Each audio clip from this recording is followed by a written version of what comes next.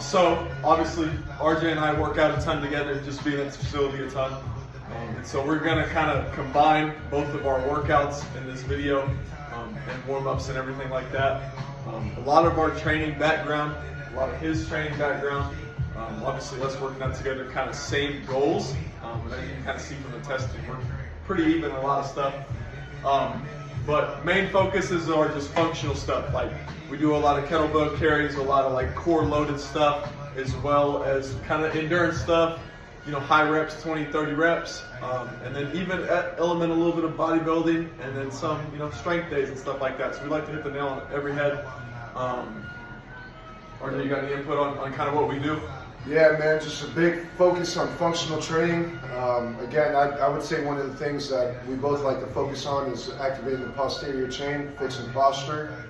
So a lot of focus on that. And good. All right, so we start every workout, no matter if we're doing you know, upper body today. So we're doing a lot of chest, triceps, core, a little bit of calves today, throw those in at the end. But biggest thing that we do every single time is warm up with bands, especially for like upper body days. So a lot of pull aparts, overhead, trying to gauge that tension in the upper shoulder. So a lot of that stuff prior to this, but we go through a dynamic warm up. So we'll show you step by step the dynamic warm up. First one, knee hugging. We generally go about 20 yards. after the knee pull, the next exercise we do, keep everything activated, do a quad pull. So each time, when you grab your right ankle, right hand, kind of pull up each time, take a few steps out, each time, really get it here. So on days we're feeling a little bit sore, again, focusing on a little bit more upper body today, something we like to add sometimes, is kind of reaching up there, kind of keeping that balance, keeping that posterior chain back. All right, so our next one, a little bit of adductor, hips activator. One of the biggest things, so just cradle walk. So kind of pulling up, raising up onto that toe, priming up the calves. We've got a little bit of calves today. Alrighty, so after that, the next warm-up that we go through is called a toe sweep. So each time we're gonna take a few steps out, want to raise up, have our heel up on the ground here, as we kind of sweep through the toe here. Each time walking out, trying to... Perfect, all right, so our next one, no particular hip hinging movements today, but still good to kind of warm up the core, warm up the adductors. So right here, a little RDL, trying to get that back leg parallel. Whoa. The next one after that, after the RDLs, each time we're just going to do a little bit of a lateral lunge. So again, feet are going to be a little bit wider than shoulder width apart, kind of leaning over each time. With an emphasis on keeping our chest up. Each time we'll kind of take a step out as we rotate here. Nice. All right, so the first part of our superset, starting off with the chest press. All right, so right now we've got the seat. We've got it at a 30-degree incline here, working a different angle of the chest here. All right, so each time as you're seated here, you want to obviously make sure you're lined up correctly with the bar. You want to keep your feet on the ground the entire time. As you're laying back, especially on the Smith machine here, if you've never used the Smith machine before, as you raise up, you want to turn your wrist back here so the bar doesn't get caught up on the different aspects of the bar here. So each time as you come down, just want to squeeze your chest, really push up hard.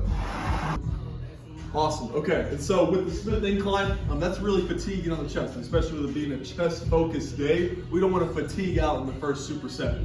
So that's why we kind of combat the chest with some lower body stuff. So we've got a little drop set here. I've got like a little bit of a decline for my calves. You get a little bit more stretch than just standing. So cores engaged as we pick the weights up, and we're raising up onto our toes. Hold it for a second, count at the top. So we'll aim for 12 to 15, drop those and come to a 50% lighter weight. Same thing, really, really emphasizing the squeeze. These are a little quicker, trying to pump out, get some oxygen in that muscle. Okay, so we just finished our 4 sets of the bench press, the Smith incline, and then the calf raises. So next thing, 3 exercises for the superset. First one, like to take our shoes off. Everything kind of starts from the ground up, functionality-wise, right? Like to take care of our feet and go up. So, biggest thing, cores engaged as we pick these up. Can't touch our sides with the kettlebells. And we'll actually be on our toes. tiptoeing, staying on the balls of our feet, really keeping that chest up. We'll go 20 yards. Here we go.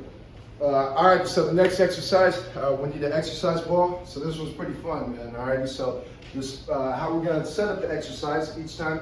You only want to do this with a client that's able to. I wouldn't do this with an elderly person. I'd probably stick with like an athlete or someone who shows that they have a good, efficient upper body strength. So what we're gonna do here is I'm gonna line the top of my foot up onto this ball here, and I'm gonna bring my other one there, other foot to the ball as well. So now I'm in a push-up position here. So what we wanna do, we're getting the core involved. I'm gonna bring my knees up, just about to where my elbows are, and each time coming back up. After I do that, we're gonna push up, coming back with this tuck here. Yes, sir. So our third one on this phase, we obviously just did a ton of heavy pressing, so the chest is really, really tight. So we're gonna do a little bit of lower cable fly. We're gonna walk out. Biggest thing, feet are even, so you have to engage that core quite a bit. Big chest, and you're really letting those arms stretch back. Feel that stretch in your chest, and then arms stay straight, core's engaged. Try to come up just like this, bringing our arms together, big stretch in the chest. So, all right, you just finished up that set. So now we're back on the last superset here.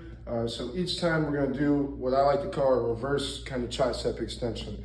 So each time you're gonna wanna grab onto these cables here. Palms are gonna face us the entire time. So to get the first engagement here, we're gonna bring the elbows down just right by our hips here. And again, wanna keep our palms facing towards us the entire time, keeping a firm grip on the handles here.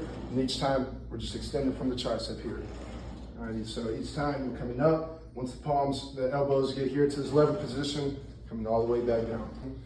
Okay, so obviously we've done a ton of chest stuff today, so the chest is a little fatigued, and so kind of what RJ and I like to do at the end of our workouts is just really get as much blood flow into that muscle group as possible, aka the burn, the pump.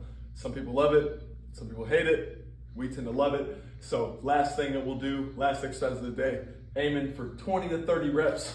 Lean back on the 15-degree incline big chest, and right here, just really, really squeeze the chest. Trying to get as much of a pump as possible. Not really worried about tempo. Just trying to really squeeze as much as possible.